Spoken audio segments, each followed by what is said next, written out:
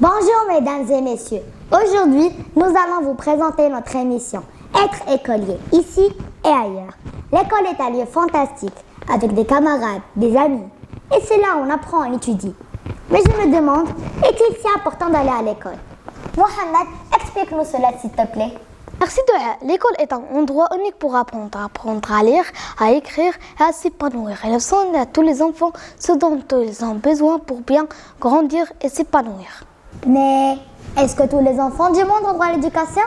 C'est ce que nous allons découvrir avec notre invité. Rita, peux-tu nous parler de ce sujet? Oui, bien sûr. Depuis 1999, ce droit à l'éducation est même inscrit dans la Convention internationale des droits de l'enfant. Que je sois une fille ou un garçon, blanc ou noir, handicapé ou non, j'ai le droit d'aller à l'école. L'éducation doit concerner chaque enfant, car elle détermine leur avenir et leur permet de réaliser leurs rêves. Je te remercie, Rita. Et enfin, maintenant nous allons voir comment est l'école au Maroc, pour pouvoir par la suite comparer celle-ci avec les écoles d'autres pays.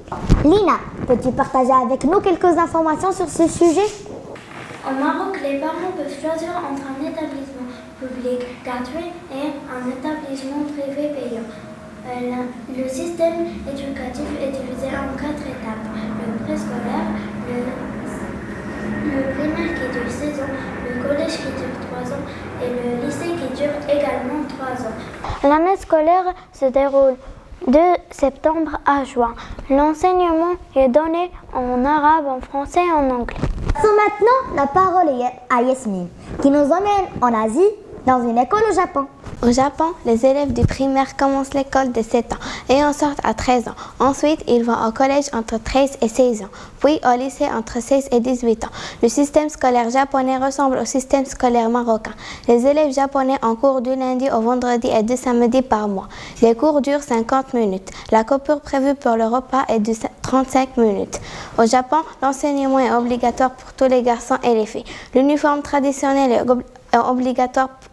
L'uniforme traditionnel est obligatoire dans la majorité des établissements scolaires, plus généralement dans les collèges et les lycées. Les élèves d'école primaire peuvent se voir imposer leur port de l'uniforme, mais cela est plus rare. Passons maintenant en Europe, dans un pays qui est l'Espagne. Félix, veux-tu développer ce sujet? Bien sûr, Doha. L'éducation en Espagne est obligatoire pour tous les enfants âgés de 6 à 16 ans. L'année scolaire débute à la mi-septembre et se termine en juin. Les horaires varient en fonction des écoles, mais les journées s'organisent habituellement de 9h à 16h, avec une coupure d'1 heure pour les repas. Merci beaucoup. Et pour terminer ce tour du monde, arrêtons-nous en Amérique, aux États-Unis, avec Annie. Cette année scolaire est découpée en 2 semestres. Aux États-Unis, les journées d'école sont plus courtes que celles au Maroc. Les examens d'admission se déroulent à la fin de chaque semestre. Pour réussir les examens, il faut obtenir 70% de chaque matière. Le système éducatif américain considère le sport et les arts comme des matières aussi importantes que les autres matières. Merci à vous trois pour ce tour du monde instructif qui nous a permis de découvrir des ressemblances et aussi des différences entre les écoles ici et les écoles d'enfants ailleurs. Chers téléspectateurs, nous arrivons à la fin de notre émission et nous vous disons au revoir.